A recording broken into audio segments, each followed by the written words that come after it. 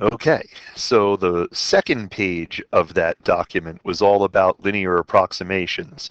Now, linear approximations was the lesson from the Friday before spring break, and that was dicey because there were only 8 of us. But, well, I mean, hey, here we go. Um, that's what we have to deal with. So I'm going to show how to do these two linearizations, then we'll tackle the questions that were toward the bottom of the page. But let's make sure that we can do the skill. So remember that a linearization is a tangent line where we use the tangent line to approximate the curve in a small neighborhood. So in this case on the left here, we've got the cube root of x. That's x to the 1/3. That's our function. And its derivative is 1/3 x to the negative 2/3. I hope that's clear. But what's the linearization? Well, the linearization is the equation of the tangent line, and that's y minus y1 equals x minus x1 multiplied by the slope. And that's where the formula comes from. So what does that mean? So what's the a? Well, the a is a number that's really close to 214 whose function value I know. So a is going to be some number that's near 214 whose cube root I know, and that's 216. So a is 216. F of a is the cube root of 216. F prime of a, oh boy, so that's 1/3 x to the negative 2/3. So what does 2/3 power mean? It means we take a square, we take the cube root and square it. We take the cube root and square it. So this number is 1/36 times 3. So what are we interested in? We're interested in the cube root of 214. So that's 6 plus 1/108 times 214 minus 216. So that's 6 minus 2/108, whatever that is. Well, what is that? Well, I can figure out what that is. 6 minus 2/108, that's 5.98148. Let's go 3 decimal places, 5.918, right? That's what that said. Oh, 981, right? I have a master's degree. So here we go, 5.981. And that is the linear approximation for the cube root of 214.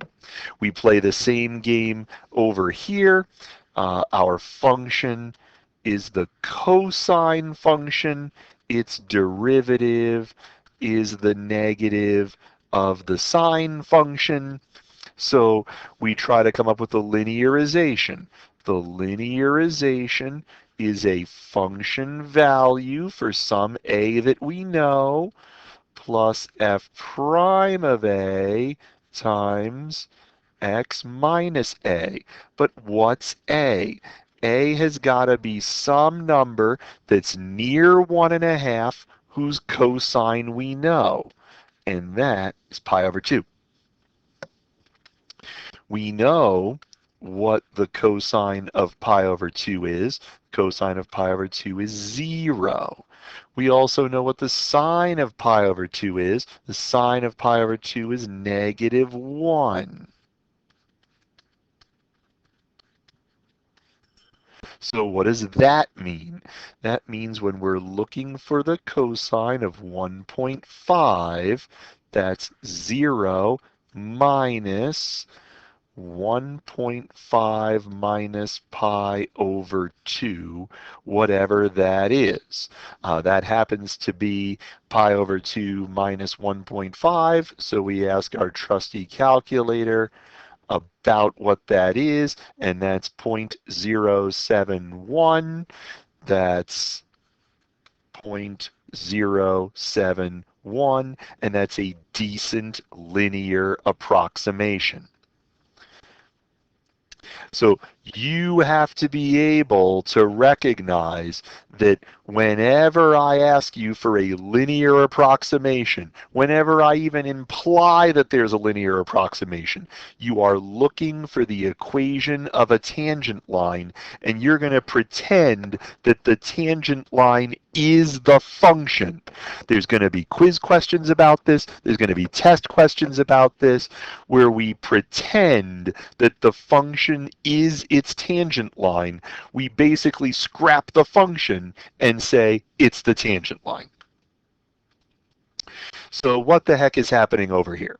So what does all of this mean? This is the derivative of some function f, so we're supposed to approximate f of 1.98, f of 2.02. So what's the function? Well, the function is approximately its value at 2 plus its derivative at 2 times x minus 2. That's approximately what the function is. So what's that? Well, f of 2 we know. What's f prime of 2? Well, f prime of 2, there's 2. F prime of 2 is some number that's about what? 1.7 maybe? Maybe 5/3? I mean, who knows? So let's say it's 1.7 times x minus 2. So then how do we approximate f of 1.98? We sub 1.98 in and see what happens. We sub 2.02 in and see what happens. I'll let you do that. You don't need me to do that for you. And then we look down here and we say, were your approximations overestimates or underestimates? Well, we can't really know that yet. We can't know that just yet. It turns out that they're both overestimates, but that uses calculus we haven't talked about yet.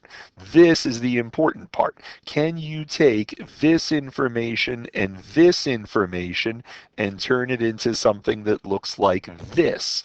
That's a key. That's enough. Hopefully you can take a look at some of the questions that were assigned from the OpenStacks and do those to help supplement what you're doing right now. But we wish you the best, and we'll see you next time. Next time, remember, Quiz 7 is a quiz in Canvas that you will take in Canvas, 5 multiple choice questions, 2 points apiece. We'll see you then.